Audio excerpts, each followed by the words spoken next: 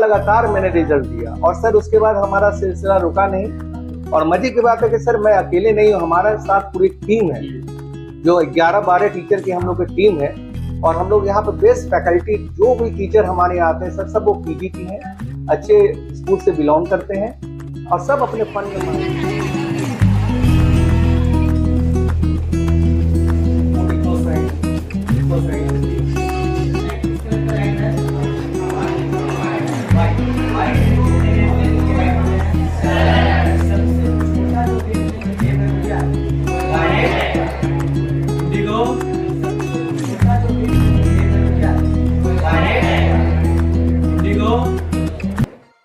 Sir हम बच्चों को क्या करते हैं, टाइम टेबल बताते हैं किस तरह से आपको पढ़ना है, किस टाइम में कौन सा सब्जेक्ट पढ़ना है। जैसे मैं खुद मैथ पढ़ाता हूँ तो मैं बच्चों को बोलता हूँ कि हमेशा रात के 9 से 10:30 तक तुम मैथ्स पढ़ो, 1.5 घंटा 30 मिनट्स रिवीजन करो और 1 आवर प्रैक्टिस करो, खूब बनाओ।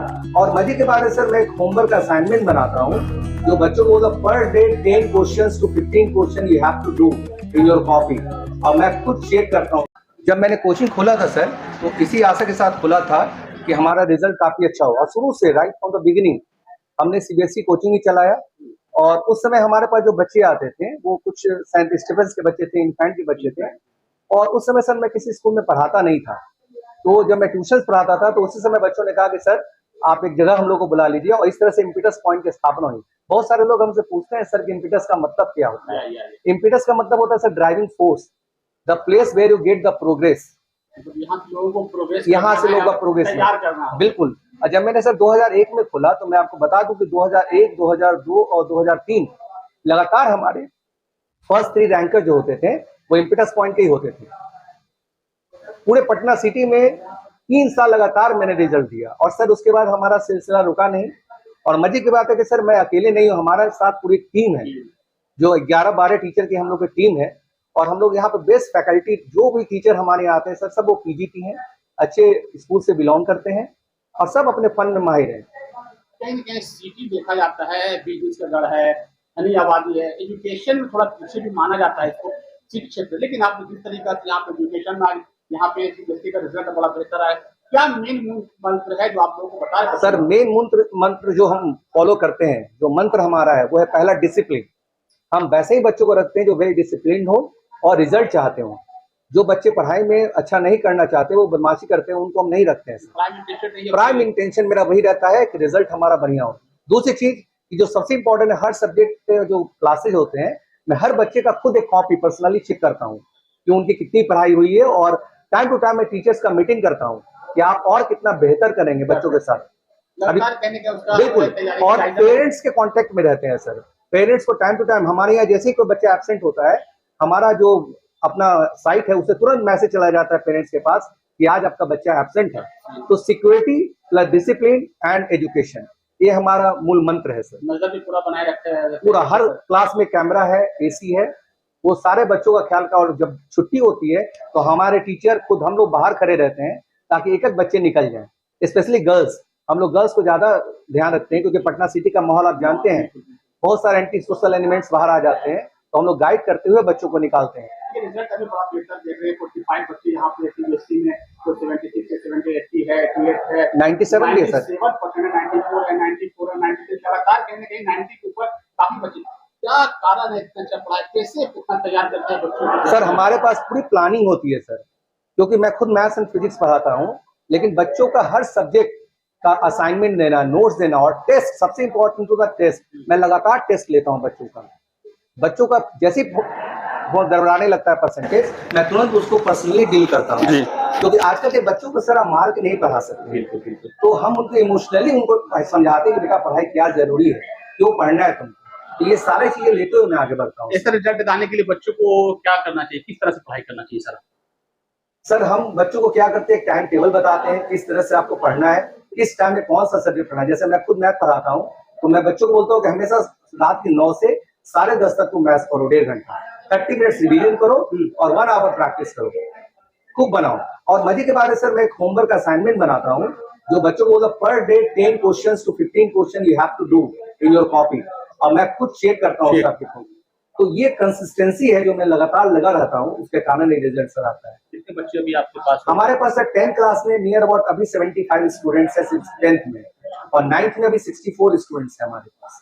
और हमारे पास 10th के 2 बैच हैं अभी करंटली, और 8 से बच्चों को मैं लाता हूँ। कितना टाइमिंग यहाँ पे क्लास चलता है? हमारे सर टाइमिंग जो रहता है वो 3:30 से शुरू हो जाता है क्लास, लेकिन खुद मैं यहाँ पे 2:30 में आ जाता हूँ बच्चों का डाउट्स क्लियर करने के लिए। तो बच्चों को मैं फ्रीडम दिया हूँ कि बेटा कोई भी डाउट आपको आता है आप पहले आ जाइए और हम आपका डाउट क्लियर करेंगे। ये बड़ा ही इम्पोर्टेंट डाउट क्लियर देखिए सर, अभी किसी भी कोचिंग में ये सुविधा नहीं है सर। दूसरी के मोबाइल, मैं मोबाइल के खिलाफ रहता हूँ, बच्चों को मोबाइल यूज करने नहीं देता हूँ। अगर कोई बच्चा पकड़ा जाता है तो उसके पेरेंट्स को मैं बुलाता हूँ और समझाता हूँ कि सर अभी समय नहीं है मोबाइल देने का। कहीं अभी तो ये भी आप बोले मोबाइल नहीं देना चाहिए, मोबाइल नहीं देने के लिए बोलते हैं, लेकिन जो ऑनलाइन जो पढ़ाई होना है उससे मोबाइल का भी अभी देख रहे हैं कि लोग मोबाइल से पढ़ाई सर ऑनलाइन के बारे में कुछ बताना चाहता हूँ। ऑनलाइन जो है वो मोनोटोनस है सर, यूनिडायरेक्शनल है। बच्चा सिर्फ सुनता है, देखता नहीं है, बोलता नहीं है। अभी मैं क्या कहना चाहता हूँ कि जब तक आप सुनेंगे नहीं तो बोलेंगे कैसे? तो बोलना बच्चे भूल गए हैं। अगर बच्चे ऑनलाइन क्लासेस करते हैं सर तो वो बोलते नहीं है। और अभी अब आप हमारा क्लास देख रहे होंगे, स्टूडेंट टू स्टूडेंट इंटरेक्शन होता है, हर बच्चे की कॉपी चेक की जाती है। ये बहुत चीजें ऑनलाइन में पॉसिबल नहीं है सर, और यही कारण है कि कोरोना काल में ऑनलाइन बहुत फ्लरिश किया, लेकिन उसके बावजूद वो सक्सेसफुल नहीं हुआ। अभी ऑनलाइन क्लासेस बहुत जगह हर चीज चलते हैं सर। आप रिजल्ट देखिए ना सर, वो 3000 बच्चों को पढ़ाते हैं, 30 स्टूडेंट्स का रिजल्ट दिखाते हैं। मेरा कहना है सर वो 3000 माइनस 30 कहाँ गए? अगर हम क्लास में 50 बच्चे को पढ़ा रहे हैं सर और 25 बच्चे अच्छा कर रहे हैं, तो बाकी 25 का रिस्पॉन्सिबिलिटी तो हम ही ना लेंगे सर। तो हम 25 का रिजल्ट तो दिखा रहे हैं, बाकी 25 काम क्यों नहीं दिखाएंगे? तो कहीं ना कहीं तो टीचर भी गलत होते हैं सर। ऑनलाइन कहीं कहीं बच्चों को इफेक्ट कर रहा है। बिल्कुल कर रहा है सर, बिल्कुल कर रहा है। अगर ऐसा होता तो आज ऑनलाइन स्कूल खुल जाते हैं, सरकारी स्कूल अब ऑनलाइन हो जाता, लेकिन ऐसा कहाँ हो पा रहा है। और बच्चे क्या करते हैं सर, बच्चे तो बच्चे होते हैं, जिस रास्ते में घुमाएंगे उधर घूम जाएंगे। वो पेरेंट्स से मोबाइल ले लेते हैं, लेकिन लेने के बाद क्या करते हैं सर, वो गेम खेलना शुरू कर देते हैं, दूसरा तरफ भटक जाते हैं। हाँ, ऑनलाइन बहुत अच्छा है कब, जब पेरेंट्स भी जागरूक हो जाए और पेरेंट्स भी पूरा ध्यान दें, तब जाके वो सक्सेसफुल हो सकते हैं।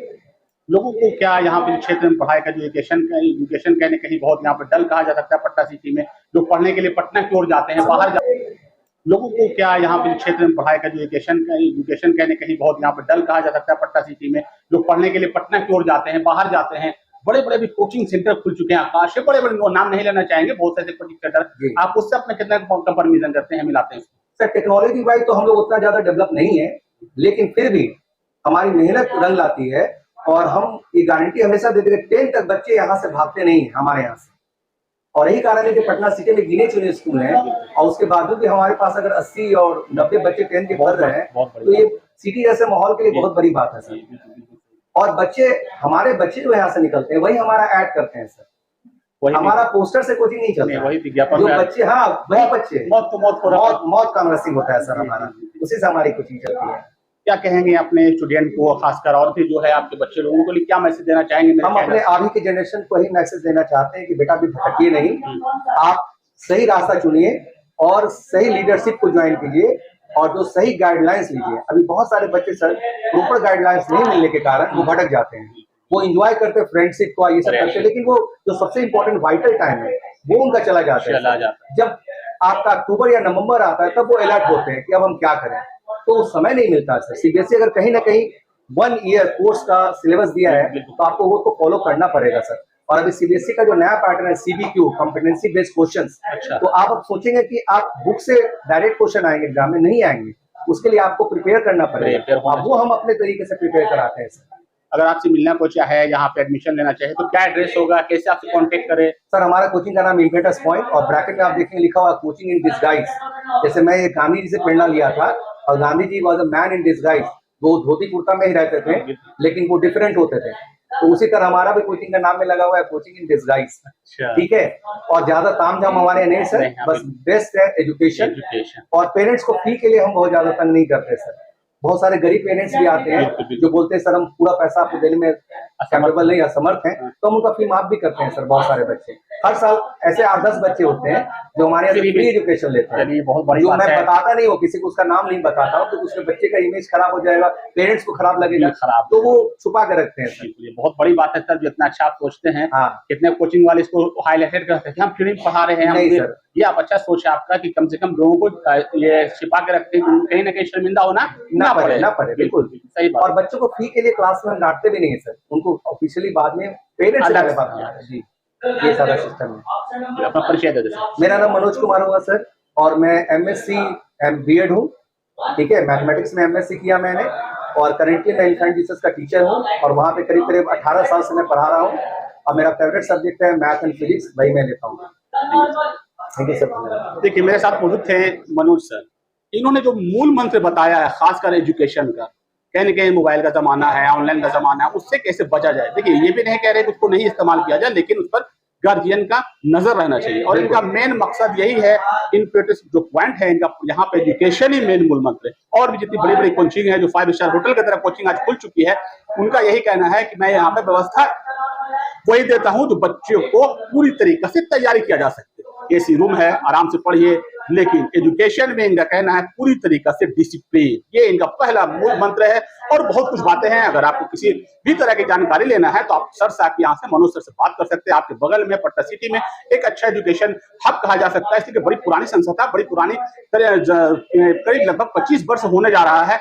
वो यहाँ पे ये लगातार कहेंगे कि बच्चे को एजुकेशन और सीबीएसई का पढ़ाई करना बड़ा ही एक टफ कहा जा सकता है तैयार करना, और इतना अच्छा रिजल्ट आ रहा है 97, 94 लगातार हम देख रहे हैं। अभी इस तरह का रिजल्ट इन्होंने सीबीएसई में दिया।